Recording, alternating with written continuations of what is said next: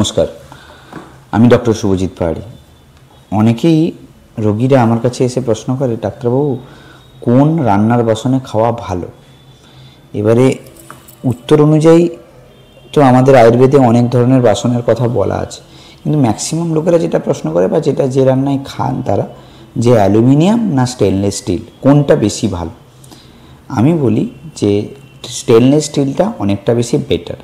তার কারণ stainless steel কী হয়, রিয়্যাক্ট করে না, অর্থাৎ অ্যাসিডিক বা কোনো আপনারা যে টক খান বা গরম খাবারের সঙ্গে স্টেনলেস স্টিলটা রিয়্যাক্ট করে না, বা কোনো ক্ষতিকারক কণিকা খাবারের সাথে যায় না, এবং দীর্ঘমেয়াদী অর্থাৎ লং টার্মের জন্য স্টেনলেস স্টিল হচ্ছে সেফ।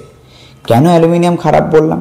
অ্যালুমিনিয়াম হচ্ছে অতিরিক্ত তাপে, অর্থাৎ গরম খাবার যদি আপনি খান বা যদি কোনো অ্যাসিডিক খাবার খান অর্থাৎ টক যদি খান, তাহলে কি হবে, অ্যালুমিনিয়াম লিচিং হয়।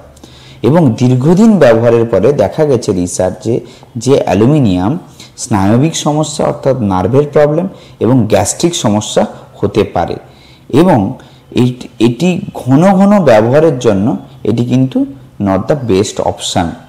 এবার যদি আমরা আলোচনা করি যে আয়ুর্বেদের মতে কোন বাসনটি উত্তম রান্নার, যে স্টেনলেস স্টিল না অ্যালুমিনিয়াম? আয়ুর্বেদে বাসনকে বলা আছে পাত্র, অর্থাৎ খাবারের গুণমান, স্বাদ, শক্তি অনেকটাই নির্ভর করে পাত্রের উপরে, অর্থাৎ পাত্রের যে ধাতু যেটা দিয়ে তৈরি। ধাতুর পরিবর্তন হলে খাদ্যের যে এনার্জি, খাদ্যের যে গুণ সেটা পরিবর্তন হবে। এবারে আয়ুর্বেদে অ্যালুমিনিয়ামের সেভাবে কোনো উল্লেখ নেই, তার কারণ প্রাচীনকালে এটি ব্যবহার হতো না, তাই এটা একটি অধাতু বা প্রাকৃতিক ধাতু নয়, তাই এই ধাতুটা খাবারের সাথে রিয়্যাক্ট করার প্রবণতা বেশি। তাই আয়ুর্বেদের মতে অ্যালুমিনিয়ামকে আমরা বিকৃত ধাতু বা অসঙ্গত ধাতু বলতে পারি, যেটি গরম বা টক খাবারের সঙ্গে এটি একটি রিয়াকশান করে, এবং দীর্ঘ ব্যবহারে যেটা ধাতুর অস্বচ্ছতা অর্থাৎ আমাদের যে শরীরের একটা প্রবলেম এলে আসতে পারে।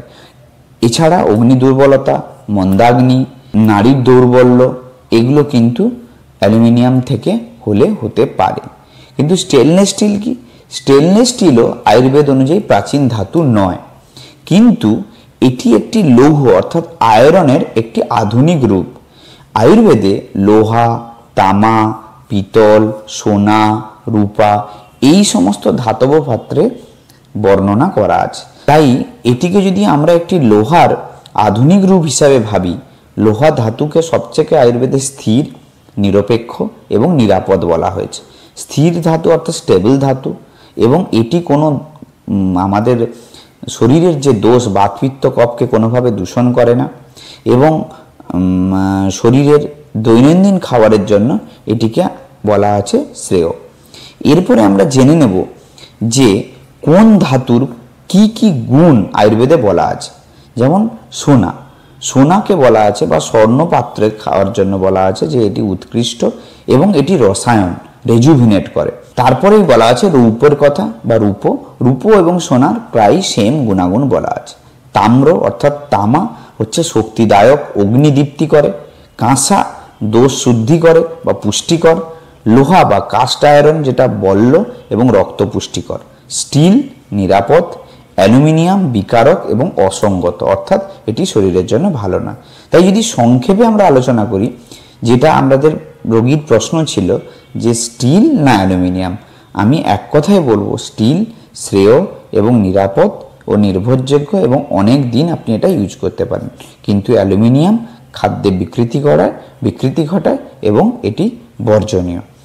এছাড়াও একটি কথা বর্ণনা করা আছে আয়ুর্বেদে, সেটি হচ্ছে মাটির হাঁড়ি রন্ধনের স্বাদ বাড়ায়, নিয়মিত ভালো করে শুকিয়ে ব্যবহার করলে এটি খুবই ভালো, কিন্তু আজকাল এটি সম্ভব হয় না। তাই আমরা আলোচনায় দুটি জায়গায় এলাম, একটি হচ্ছে গিয়ে অ্যালুমিনিয়াম না স্টিল।